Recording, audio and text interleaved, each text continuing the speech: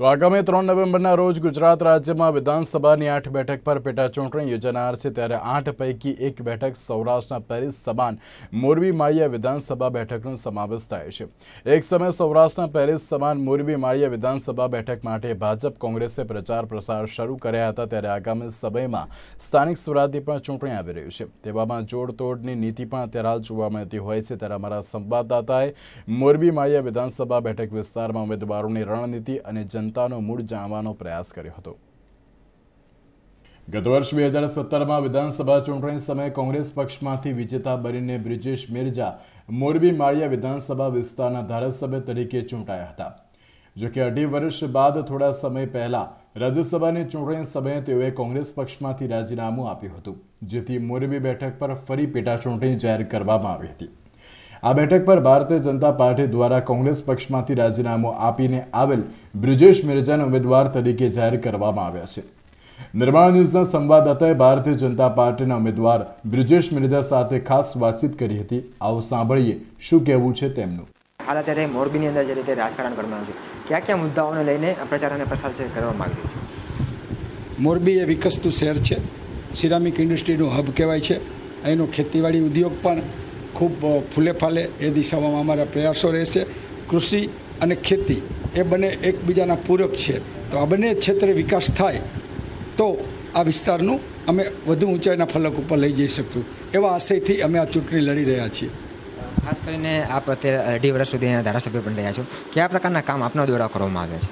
મેં મારા ધારાસભ્ય પદ દરમિયાન ગુજરાત સરકારના મુખ્યમંત્રી શ્રી વિજયભાઈ રૂપાણી અને નાયબ મુખ્યમંત્રી શ્રી નીતિનભાઈ પટેલ અને અન્ય મંત્રીમંડળના સભ્યશ્રીઓના સક્રિય સહયોગ અને મારા પરત્વના એક ભાવને કારણે અને મારા વિસ્તારના કામો માટેની અમારા માટેની એક સદ્ભાવનાને ધ્યાનમાં લઈને હું મારા મત વિસ્તારમાં વિરોધ પક્ષનો ધારાસભ્ય હોવા છતાં પણ હું આ લોકોના દિલ જીતીને સરકારશ્રીના માધ્યમથી, ભાજપ સરકારશ્રીના માધ્યમથી હું મારા વિસ્તારમાં કરોડોના કામો લઈ આવી શક્યા છું। ખાસ કરીને હવે આગામી સમયમાં કઈ પ્રકારના કામો છે તે કરવામાં આવશે, ને ખાસ કરીને મોરબીની જનતા જે મુખ્ય પ્રશ્ન છે તે રોડ અને રસ્તાઓને લઈને છે, હજુ સુધી એનું નિરાકરણ નથી આવ્યું, તો આગામી સમયમાં એનું નિરાકરણ આવશે? સૌથી પહેલાં તો મારે રસ્તાઓ ઉપર ધ્યાન આપવું છે।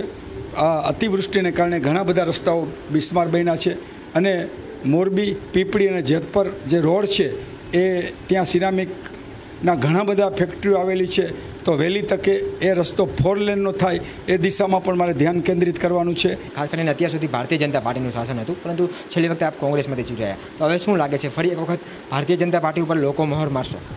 ઓફકોર્સ 100% ભારતીય જનતા પાર્ટીના કમળના નિશાનને મોરબી માળિયાના મતદારો ખુશહાલ થઈને એને મંજૂરીની મોહર મારશે, કારણ કે એમને કામ કરતો જનપ્રતિનિધિ ભારતીય જનતા પક્ષના માધ્યમ થકી મળી રહ્યો છે। મારો અનુભવ, મારી આવડત, મારા સંપર્કો, મારી વહીવટી સૂઝ એ બધું જે જમા પાસું છે એ જમા પાસાને કારણે મને ઉમેદવાર તરીકે ભારતીય જનતા પક્ષે આ ચૂંટણી લડવા માટે શીર્ષસ્થ નેતૃત્વએ એ અમારું મોરબી જિલ્લાનું હોય, ગુજરાત પ્રદેશનું હોય કે અમારા રાષ્ટ્રનું હોય, એને મારા ઉપર જે મંજૂરીની તક આપી છે, મને અવસર આપ્યો છે અને મને કમળનું ચિહ્ન આપીને પ્રજાની વચ્ચે ચૂંટણી લડવા મોકલ્યો છે, એમનો આભારી છું અને એમનો આ વિશ્વાસ મોરબી માળિયાની પ્રજા અવશ્ય ફળીભૂત કરશે જ। વાત કરીએ કોંગ્રેસની તો માળિયા બેઠક માટે તેમણે જયંતિ પટેલને મેદાને ઉતાર્યા છે। નિર્માણ ન્યૂઝના સંવાદદાતાએ કોંગ્રેસના ઉમેદવાર જયંતિભાઈ પટેલ સાથે વાત કરતા તેમણે જણાવ્યું હતું કે એક તરફી પવન ચાલતો હોય છે, જે પવન હવે બદલાયો છે। વધુમાં તેમણે કોંગ્રેસ પક્ષ વિજય મેળવશે તો વિશ્વાસ પણ વ્યક્ત કર્યો હતો। શું કહેશો જયંતિભાઈ, જે રીતે હાલ અત્યારે પેટા ચૂંટણી આવી બની છે, ખાસ કરીને મોરબીની જે જનતા છે તેને કઈ પ્રકારના અનેક પ્રશ્નો ઉદ્ભવી રહ્યા છે, તેમાં કઈ પ્રકારનો ખાસ કરીને રોષ જોવા મળી રહ્યો છે? મોરબી માળિયાની જે પેટા ચૂંટણી આવી 2020માં, સામાન્ય રીતે પેટા ચૂંટણી કોઈનું મૃત્યુ થાય અને જગ્યા ખાલી થાય પછી આવતી હોય, પરંતુ આ મોરબીની પેટા ચૂંટણીની અંદર જે કોઈ પણ કારણ વગર પોતાના અંગત હિત માટે રાજીનામું આપવું, ફરીથી ભાજપના ઉમેદવાર તરીકે પ્રજા વચ્ચે મત લેવા, એ લોકોનો મિજાજ અત્યારે એવો છે કે લોકોને પેટા ચૂંટણી કોરોનાના સમયમાં જ્યારે ખરેખર એક પ્રતિનિધિની જરૂર હતી ત્યારે રાજીનામું આપ્યું અને કમનસીબે પાછા 5 વર્ષના મેન્ડેટથી જે પ્રતિનિધિ ચૂંટાણા હોય 2022માં ચાલુ ધારાસભ્યની મુદત પૂરી થતી હતી, પરંતુ હાલના કોરોનાના સમયમાં રાજીનામું આપીને ફરીથી ભાજપના ઉમેદવાર થઈને ચૂંટણી લડવા આવે છે ને એ લોકોને બિલકુલ ગમ્યું નથી અને એ અંગત સ્વાર્થની રાજનીતિ છે એવું સ્પષ્ટપણે માને છે. ખાસ કરીને હાલ અત્યારે કોરોનાની મહામારી પણ ચાલી રહી છે. આપ કહો છો લોકો નારાજ છે. મોરબીની જનતાના કયા પ્રકારના પ્રશ્નો છે અને ખાસ કરીને આપ કઈ રીતે એને વાચ આપશો? મોરબી એક ઔદ્યોગિક નગરી છે, સિરેમિકનું હબ ગણાય છે અને મોરબી જિલ્લો એક જાગૃત જિલ્લો છે કે એની અંદર પ્રશ્નોની હારમાળા છે. પણ કોઈ પણ પ્રતિનિધિની જે અમારા બ્રિજેશભાઈની જે 2.5 વર્ષનું જે ધારાસભ્ય પદનું હતું ત્યારે એ ઉકેલવામાં સંપૂર્ણ નિષ્ફળ ગયા છે અને મોરબીના જે રોડ રસ્તા હોય કે ધારાસભ્ય તરીકે કરવું જોઈએ કે સિરેમિક ઉદ્યોગના પ્રશ્નો હોય એને સ્વાભાવિક રીતે ધ્યાન આપ્યું નથી.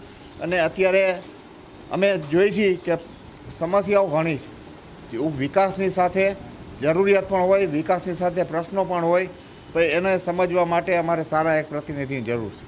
ખાસ કરીને મોરબી માળિયાની બેઠક ઉપર છેલ્લા 5 ટર્મથી વાત કરવામાં તો ભાજપનું શાસન હતું, ત્યારબાદ હવે કોંગ્રેસનું શાસન આવ્યું છે. ખાસ કરીને આપ પણ અનેક વખત અહીંથી ચૂંટણી લડી શક્યા છો, જનતાએ આપને પરાજય આપ્યો છે. ખાસ કરીને હવે શું લાગે છે આપને, હવે આપ વિજય મેળવશો કોંગ્રેસની સીટ ઉપર? સ્વાભાવિક રીતે મતદાનનો જે અમુક રાજકીય પક્ષોનું હવામાન હોય, એક સમય કોંગ્રેસ હોય, એક સમય ભાજપ હોય, પણ છેલ્લા 5 વર્ષથી અમે મોરબીની અંદર જોઈ શક્યા છીએ કે એક પ્રજાનું પરિવર્તન આવ્યું છે. 2015માં સ્થાનિક સ્વરાજની ચૂંટણીઓમાં પ્રજાએ જ્વલંત વિજય અપાવ્યો હતો કોંગ્રેસને.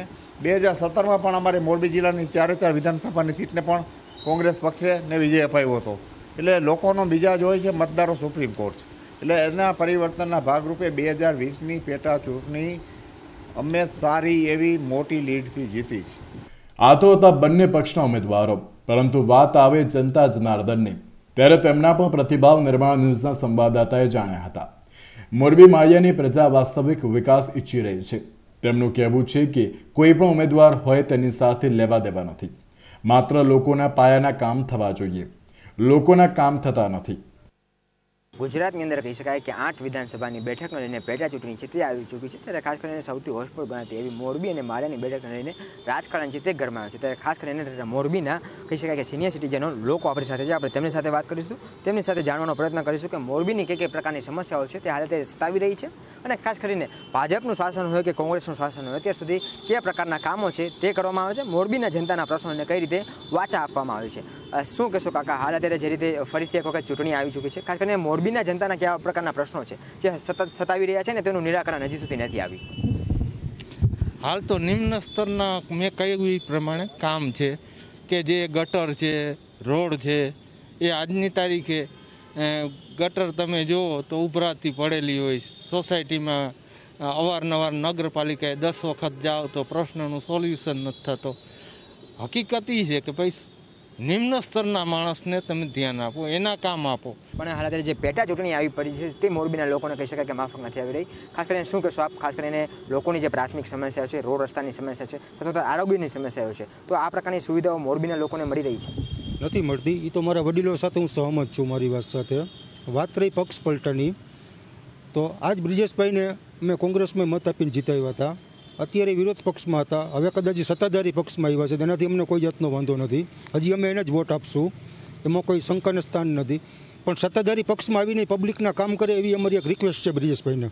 આ એમ કે રોડ રસ્તા સારા થઈ જાય, પાણીના પ્રોબ્લેમ સોલ્વ થઈ જાય, સ્ટ્રીટ લાઇટના માટે આ હોસ્પિટલની સેવાઓ સારી મળે, બસ આ જ ઈચ્છી રહી છે પબ્લિક. હાલ અત્યારે કહી શકાય કે મોરબી અને માળિયાની જે જનતા છે તે કહી શકાય કે પ્રાથમિક સુવિધા છે તેને લઈને ઝંખી રહી છે અને ખાસ કરીને વિકાસના કામો છે તે કરવામાં આવે તે પ્રકારના મેન્ડેટ છે તે ઈચ્છી રહી છે. સાથે પબ્લિક છે એ પણ કહી રહી છે કે કોઈ પણ વ્યક્તિ છે તે કહી શકાય કે પક્ષ પલટો છે તે ન કરવો જોઈએ. જો પક્ષ પલટો કરવામાં આવશે તો એને આવકારવામાં નહીં આવે, પરંતુ વિકાસના કામો છે તે કરવામાં આવશે તો તે પ્રતિનિધિ છે તે કહી શકાય કે લોકોનો ચાહક વર્ગ એમને ઊભો કરી લેશે ને તેમના લોકો છે તેને ચાહ પણ મળશે. એટલે ક્યાંક ને ક્યાંક કહી શકાય કે મોરબી અને માળિયાની જનતા છે તે વિકાસ ઈચ્છી રહી છે, પરંતુ જોવું એ રહેશે કે વિકાસ છે તે કરે છે કોણ અને વાસ્તવિક રીતે ખાસ કરીને મોરબી અને માળિયાના જે પ્રશ્નો છે તેને લઈને ન્યાય આપવામાં આવે છે કે કેમ, કે ફરી એક વખત કહી શકાય કે મોરબી અને માળિયાની જનતા છે તે વિકાસથી વંચિત રહી જશે. તો આ તરફ પેટા ચૂંટણી પહેલા કોંગ્રેસને વધુ એક ફટકો પડ્યો છે. ત્યારે જિલ્લા કોંગ્રેસના પ્રમુખ કિશોર ચીખલિયા બાદ મોરબી નગરપાલિકાના પ્રમુખ કેતન વિલપરા ભારતીય જનતા પાર્ટીમાં જોડાયા હતા. તેમજ તેમની સાથે નગરપાલિકાના 8 સભ્યો સાથે તેમના કાર્યકર્તાઓ પણ ભારતીય જનતા પાર્ટીમાં જોડાયા હતા. ત્યારે શા માટે નગરપાલિકાના પ્રમુખ કોંગ્રેસ છોડીને ભારતીય જનતા પાર્ટીમાં જોડાયા, આવો જાણીએ તેમની પાસે જ. ગુજરાત વિધાનસભાને કહી શકાય કે 8 બેઠકો માટેની પેટા ચૂંટણી ચાલી રહી છે, ત્યારે સૌથી વધુ રાજકારણ છે તે કહી શકાય કે મોરબી અને માળિયાની બેઠક ઉપર સર્જાઈ રહ્યું છે. હાલ અત્યારે કહી શકાય કે મોરબીના કહી શકાય કે કોંગ્રેસ જિલ્લા પંચાયતના પ્રમુખ કિશોર ચીખલિયાના રાજીનામા બાદ નગરપાલિકાના પ્રમુખ છે કેતનભાઈ વિલપરા, તેમના દ્વારા પણ હાલ અત્યારે કહી શકાય કે ભાજપમાં વિધિવત છે તે જોડાવામાં આવ્યા છે, અને ખાસ કરીને કહી શકાય કે તેમના દ્વારા હવે ભાજપમાં વિધિવત પ્રવેશ છે તે મેળવવામાં આવ્યો છે. દરેક આપણે તેમની સાથે વાત કરીશું અને જાણવાનો પ્રયત્ન કરીશું. શું કહેશો કેતનભાઈ, ખાસ કરીને ભારતીય જનતા પાર્ટીમાં વિધિવત જોડાયા છે, શું મુખ્ય કારણ? આજે અમે 8 કાઉન્સિલર અને મોરબી નગરપાલિકાના પ્રમુખ તરીકે અમે વિધિવત ભાજપમાં જોડાઈ રહ્યા છીએ. કોંગ્રેસના આંતરિક વિવાદ અને કોંગ્રેસના સંગઠનના ખામીના લીધે જો પ્રજાલક્ષી કામકાજ કરવાના હોય તે માટે કરવા ન દેતા, એના માટે અમે વિકાસના કાર્યો કરવા માટે અને પ્રજાલક્ષી કામ કરવા માટે અમે આજે ભારતીય જનતા પાર્ટીમાં જોડાયા છીએ. ખાસ કરીને આપ નગરપાલિકાના પ્રમુખ છો, અત્યાર સુધી કયા પ્રકારના કામો કરવામાં આવે છે અને આગામી સમયમાં કઈ પ્રકારના કામો કરવામાં આવશે? અત્યાર સુધી અમે નગરપાલિકામાં જે કામકાજ કરેલા છે અને અત્યાર લગીનમાં જે આવ્યું તો ભારતીય જનતા પાર્ટીમાં અમને પૂરો વિશ્વાસ છે કે આગળના પ્રજાલક્ષી કામકાજ કરવા દેશે અને પ્રજાલક્ષી કામનો વિકાસ કરશું. એ માટે ખાસ કરીને આપ ભારતીય જનતા પાર્ટીમાં જોડાયા છો, ખાસ કરીને પક્ષના કહી શકાય કે ઉચ્ચ જે હોદ્દેદારો છે તેના પ્રત્યે કોઈ નારાજગી છે? પક્ષના હાઈકમાન્ડર અને અહીંના લોકલ લેવલના સંગઠનમાં કોંગ્રેસના કોઈ સભ્યોને જાળવી નથી લાગતા, કોઈ સભ્યોને કાંઈ કહી નથી લાગતા, તો સંગઠનમાં જ ખામી છે. આપ કહો છો સંગઠનમાં ખામી છે, ખાસ મુખ્ય શું કારણ છે? ખાસ આપના દ્વારા જ્યારે ભારતીય જનતા પાર્ટીમાં પ્રવેશ મેળવવામાં આવ્યો છે, આપને કોઈ કમેન્ટમેન્ટ આપવામાં આવ્યું છે કે આપને કોઈ પક્ષ હોદ્દો? ના, ભારતીય જનતા પાર્ટીથી અમને કોઈ પણ કોમેન્ટમેન્ટ નથી આપવાનું, કોઈ પણ કાંઈ નથી. બીજા વિકાસલક્ષી કામ અને પ્રજાલક્ષી કામ માટે અમે ભારતીય જનતા પાર્ટીમાં જોડાય છીએ. ત્યારે પેટા ચૂંટણીમાં મોરબીની જનતા ઉમેદવારો પાસે અનેક આશાઓ અપેક્ષાઓ રાખી રહી છે, તો સાથે રોડ રસ્તા, ભૂગર્ભ ગટર, શુદ્ધ પાણી, સાફ સફાઈ, શિક્ષણ, બાગ બગીચા સહિતની પ્રાથમિક સુવિધાઓનો અભાવ હોવાથી લોકોમાં નેતાઓ સામે રોષ જોવા મળ્યો હતો. તો બીજી બાજુ ઘડિયાળ ઉદ્યોગ સાથે સંકળાયેલા ઉદ્યોગપતિઓની પણ આશા અને અપેક્ષા સરકાર અને આવનાર ધારાસભ્ય પાસે રહેલી છે. કેમેરામેન કેવિન નિમાવત સાથે રિપોર્ટર દિલાવર ચુડેસરા, નિર્માણ ન્યૂઝ, મોરબી. ગુજરાત રાજ્યમાં કોરોનાનો કેર યથાવત છે, ત્યારે રાજ્યમાં કોરોનાના નવા 1091 પોઝિટિવ કેસ નોંધાયા છે. ત્યારે રાજ્યમાં છેલ્લા 24 કલાકમાં 1233 દર્દીઓ સાજા થઈને ઘરે પરત ફર્યા છે. આમ અમદાવાદમાં કોરોનાના નવા 167 કેસ નોંધાયા છે, જ્યારે સુરતમાં કોરોનાના નવા 239 કેસ પોઝિટિવ નોંધાયા છે.